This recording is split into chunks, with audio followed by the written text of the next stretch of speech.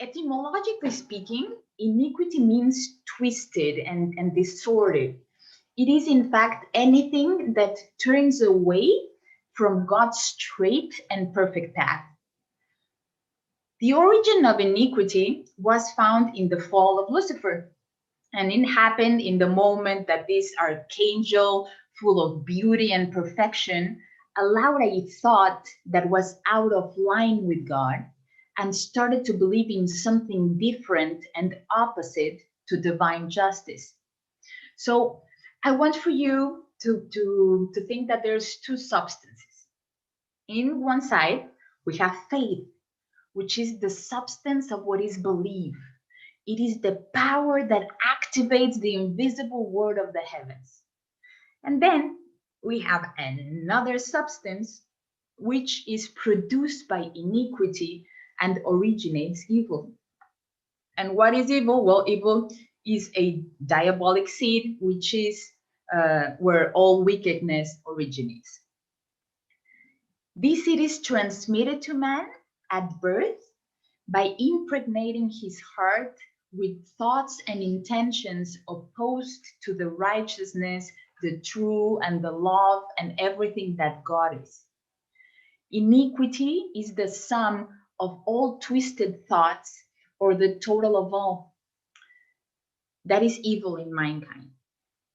So, just as we inherit from our parents their genetic code, like the color of their eyes, their height, their hair, iniquity operates as the spiritual umbilical cord that transmits the spiritual DNA of evil from one generation to the next. Iniquity is what the Bible calls the body of sin.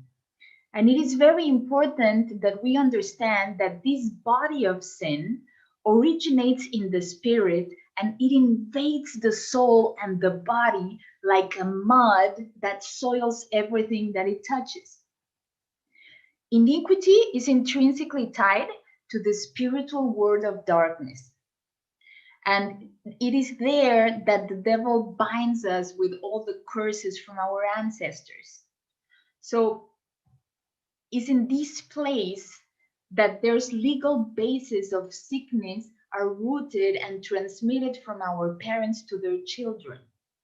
It is also where Satan's legal right is granted to rob, to destroy, or even to kill us. And this whole thought of Satan having a legal right to destroy me was very hard for me to understand. Until one day, our spiritual mom, Cecilia Blanchet-Pesset, was telling us a story that she was watching a soccer game with her son, and one of the players committed a foul play. And in that moment, the referee pulled out a yellow card or a red card. If we put this same situation in a context of our life, then every time we make a foul play or a sin, the devil has the right to pull out that card and kick us out, destroy us, hurt us, or even kill us. Our iniquity will constantly prevent us from receiving the fullness of the blessings of God. This is the main door that the devil uses to affect the human being life, and it does not matter if you are a believer or not. You can decide if you want to see this, but it is not going to change the fact that it is there.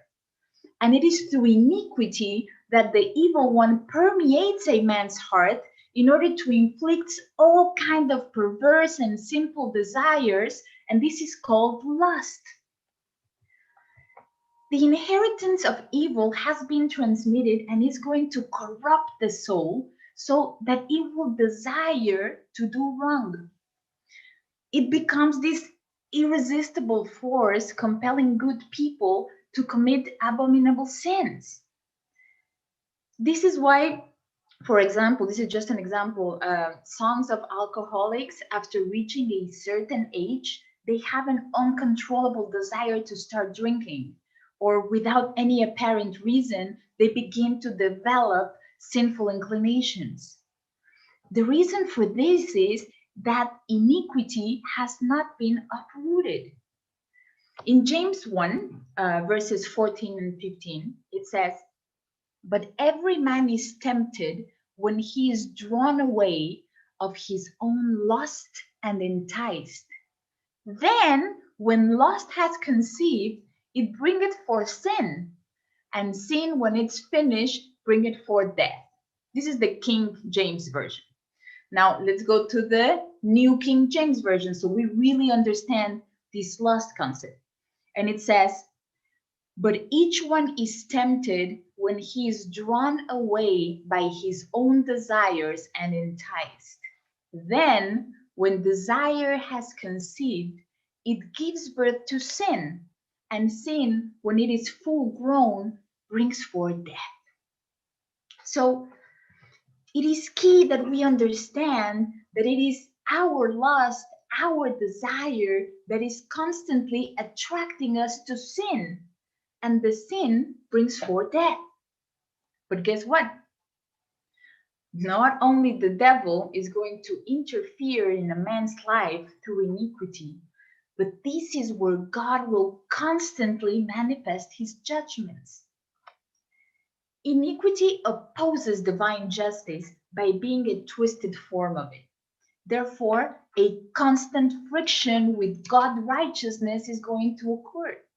So, the purpose of God's judgments is to bring order to everything according to his will and his righteousness.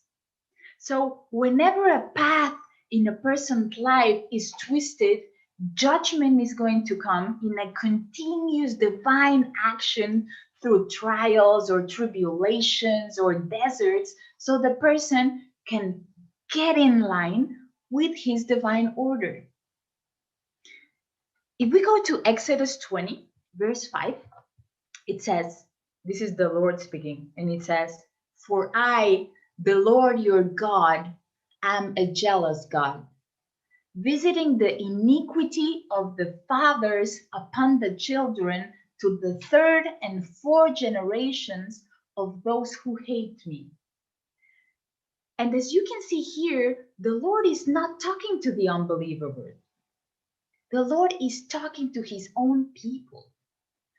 And also, he's not visiting their sins. He's visiting their iniquity.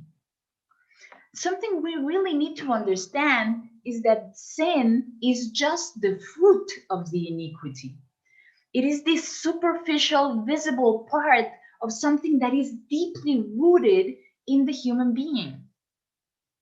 Our sins are like the branches of a large tree that goes stronger and stronger from one generation to the next one. Iniquity is like the real root from which all evil inside us emerges, and it is there that we must cut it away.